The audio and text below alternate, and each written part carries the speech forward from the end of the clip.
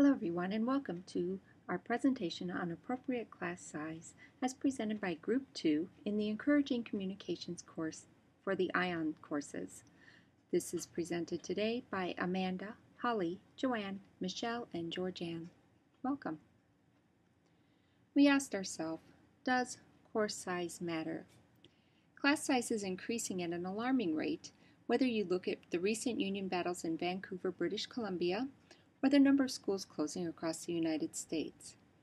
Although the research indicates that small class size increases and enhances student learning, one thing is clear: class size in face-to-face classes in K through 12 and in higher education is growing.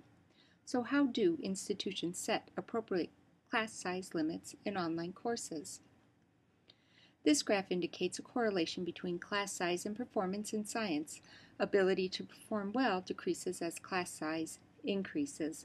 And this is not just in science, it goes across all subject matters and all grade levels. There has been a steady increase in class size in higher education, although recent research indicated that this is detrimental to both students and instructors. If small class setting benefits students in a face-to-face environment, then small class environments should be the standard for all class environments, including online courses. Pedagogically, the research suggests that 15 to 20 students is an optimal online class size for most classes.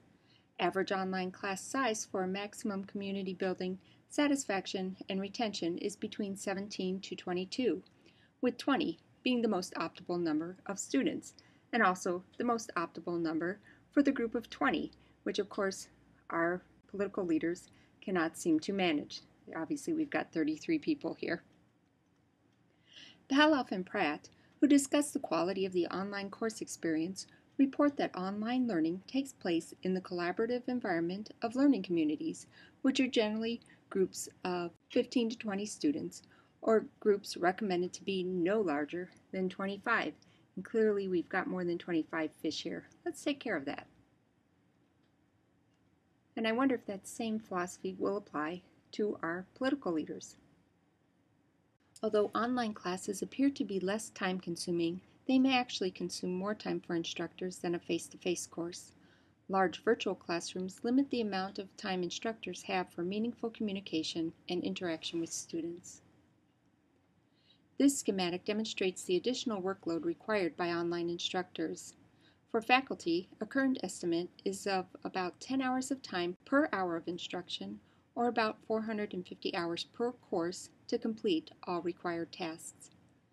Developing simulations, animations, and sophisticated learning objects take additional time not included in the 10 hours per hour of instruction estimate of faculty time. And here, notice the breakdown of the amount of time required to just read discussion posts and participate in synchronous chat sessions on average. Let's hear the perspective of an experienced online teacher in this 30-second video.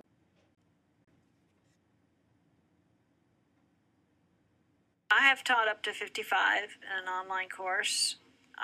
That's very difficult because I try to individualize a number of the assignments and I want it highly interactive. And I'm grading my students for interacting online, which means grading becomes very complicated because I'm not just grading an essay or something. I'm grading a series of messages and how they're interacting with other people. And let's not forget the students' perceptions of course size. In a too large of a course, students often feel their voice is lost and they are not heard. They are concerned about a delayed response from their instructor because of the increased instructor workload. In a smaller class, however, students do feel their voice is heard.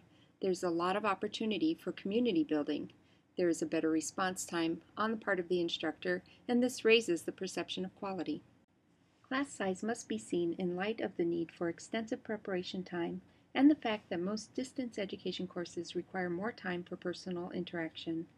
It takes considerably more time to communicate with students, and faculty must keep up to some degree with the odd hours of online students. Any discussion of class size in online courses should examine the optimum class size for quality education. Teaching a distance learning course does, in fact, require more time than teaching a traditional course. And finally, something to consider. Research has shown that successful distance education is contingent upon smaller, not larger class sizes, nearly half the size of its traditional ancestor. Online teaching should not be expected to generate larger revenues by means of larger class sizes at the expense of effective instruction or faculty overloads. We appreciate your attention and look forward to hearing your feedback on appropriate online class sizes.